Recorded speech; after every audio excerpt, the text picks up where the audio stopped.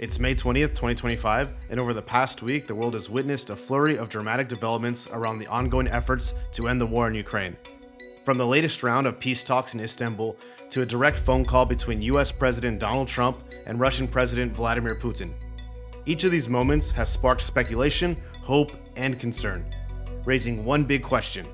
Is peace finally within reach? Or are we watching another performance in a long diplomatic theater? Let's break it down.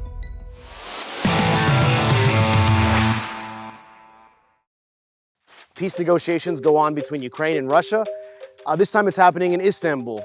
And if all of this seems vaguely familiar to you, it's because it is. Back in 2022, Russia and Ukraine hosted peace talks back in Istanbul as well, and it ended in failure. So what's different this time? Мною принято решение о проведении специальной военной операции.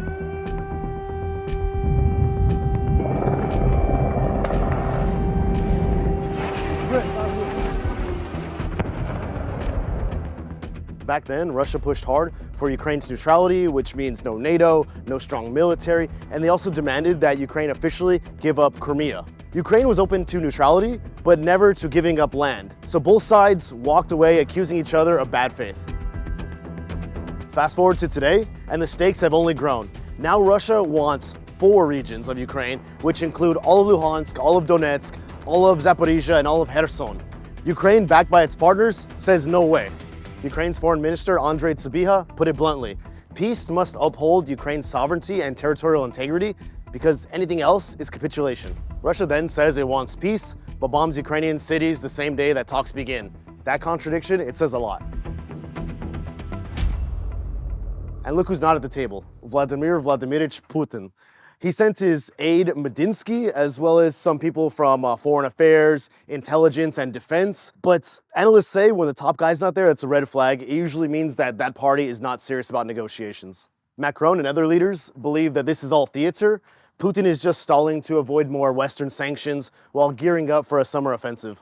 As of May 15th, early reports are showing little common ground between the two. So what are Russia's demands? They want Ukraine to withdraw from a lot of its territory.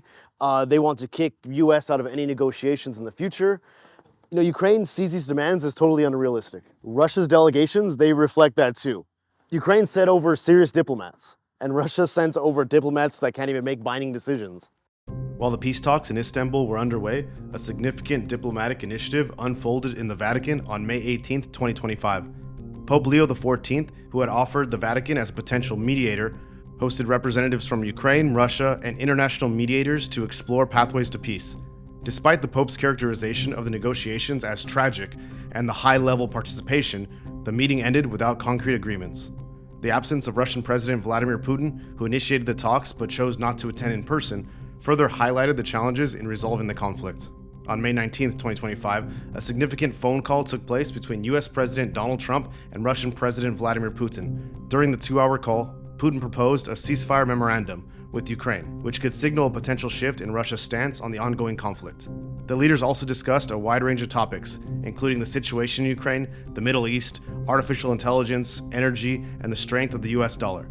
This call sparked speculation about possible back-channel negotiations or shifts in international alliances as the war in Ukraine continues. Amid the ongoing peace talks in Istanbul, this direct communication between Trump and Putin could influence the trajectory of the negotiations and the future of this conflict. Bottom line, Russia doesn't want peace because it can't.